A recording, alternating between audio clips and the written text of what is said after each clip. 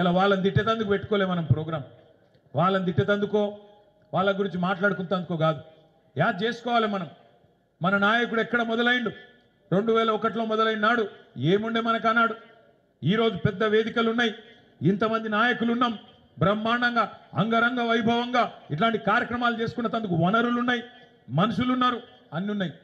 ఆ రోజు ఎవరున్నారు? కేసీఆర్ గారికి మనీ పవర్ లేదు, మజిల్ పవర్ లేదు, మీడియా పవర్ లేదు, క్యాస్ట్ బేస్ లేదు, ఏది లేదు. తెలంగాణ సమాజం నిండా అనుమానం.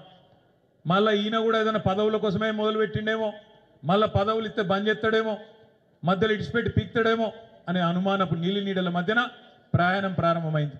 అదే సినిమాల పాట ఉంటుంది చూడు, గాలి వానలో వాన నీటిలో పడవ ప్రయాణం గమ్యం ఎక్కడో తెలియదు పాపం అన్నట్టు అగమ్య గోచరమైన పరిస్థితి. అట్లాంటి పరిస్థితుల్లో నాకు ఒక సందర్భం గుర్తొస్తున్నది. ఒకరోజు కెప్టెన్ లక్ష్మీకాంతరావు గారు, పెద్దలు ఇక్కడ లేరు, వారు ఒకరోజు నేను వారు ఎక్కడో ఢిల్లీలో కలిసినప్పుడు ముచ్చట పెట్టుకుంటుంటుంది. లక్ష్మీకాంతరావు గారు కేసీఆర్ గారు ముంగట కూర్చున్నారంటే కేసీఆర్ గారు ఏం చెప్తే దానికి ఎస్ సార్ అంటాడు. అన్నాక నేను అర్ధగంట అయినాక నేను మెల్లగా పక్కకు ఇద్దరం ముచ్చట పెట్టుకుంటున్నాం. నేను అడిగిన, అంకుల్ మీరు మిలిటరీలో పనిచేసిండ్రు కదా, అందుకేనా మరి ఏం చెప్పినా కమాండర్ ఏం చెప్పినా ఎస్ సార్ అందుకే అంటున్నారా నేను అడిగిన. కాదు రాము, నీకు ఒక్క విషయం చెప్తా ఇను అన్నాడు. ఏంటిది అంకుల్ అన్న? ఏం లేదు, 2001లో కేసీఆర్ పార్టీ పెట్టంగానే నన్ను పిలిచిండు. పిలిస్తే నేను పోయి కూర్చున్నప్పుడు మంచిగా భోజనం పెట్టి గంట సేపు చెప్పిండు నాకు, కెప్టెన్ గారు ఇంకప్పటికి పంచాయతీ ఎన్నికలు కాలే, పార్టీ పెట్టి 5-10 రోజులే. కెప్టెన్ గారు తొందరలో పంచాయతీ ఎన్నికలు రాబోతున్నాయి, మన వాళ్ళు జిల్లా పరిషత్ చైర్మన్లు అవుతారు, మండల పరిషత్ అధ్యక్షులు అవుతారు, జెడ్పీటీసీలు అవుతారు, 2004 ఎన్నికల్లో ఎమ్మెల్యేలు అవుతారు, మంత్రులు అవుతారు, కేంద్ర మంత్రులు అవుతారు, ఆఖరికి కొంతమంది గవర్నర్లు కూడా అవుతారు. ఓటు ద్వారానే శాసించి మనం తెలంగాణ తెచ్చుకుంటామని చెప్పిండు.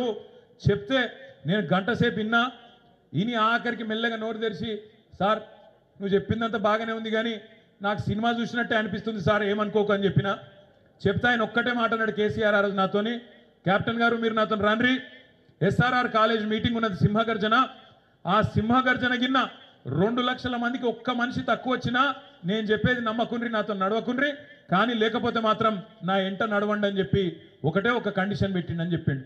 మరి ఏమైంది అంకుల్ అన్న అంటే, హైదరాబాద్లో బయలుదేరి కరీంనగర్కి వచ్చే వరకే 5.5 గంటలు ఆలస్యంగా పోయినాం మేము. అయితే కూడా SRR కాలేజీలో 2 లక్షలు కాదు 2.5 లక్షల మంది వచ్చిండ్రు ఆనాడు. అప్పటి నుంచి కేసీఆర్ మాటకి ఎన్నడూ నేను ఎదురు చెప్పలేదు. ఎన్నడూ కేసీఆర్ ఏదంటే గదే అన్న అని చెప్పి కెప్టెన్ లక్ష్మీకాంతరావు గారు చెప్పినారు. అదే లక్ష్మీకాంతరావు గారు, ప్రొఫెసర్ జయశంకర్ గారు, నాయని నరసింహారెడ్డి గారు, కన్నెబోయిన రాజయ్య యాదవ్ గారు, ఇంకా కొంతమంది మిత్రులు విజయరామారావు గారు, డాక్టర్ గారు అందరూ కలిసి ఆనాడు ఇదే అల్గనూరు చౌరస్తాలో కేసీఆర్ గారితో పాటు అరెస్ట్ అయింది. మేమందరం మాకు అవతల దిక్కు ఆపేసిరు, మానేరు బ్రిడ్జ్కి అవతల దిక్కు మమ్మల్ని ఆపినరు. ఆపితే ఆడికెళ్ళి నేను, మాకు ఈ సీను, ఇంకా చాలామంది, మా మైకేల్ సీను, ఇంకా చాలా మంది, ఈ శ్రీనివాస్ గౌడు, అందరం ఉరుక్కుంటా మా యూసుఫ్ భాయ్ అందరం ఉరుక్కుంటా యువతలకు వచ్చిన అల్గనూరు చౌరస్తా చేరుకునే వరకే కేసీఆర్ గారిని ఎత్తుకపోయినరు. ఆయనతో పోలీస్ బండ్లనే వరంగల్ దిక్కు వాళ్ళు పోయినరు.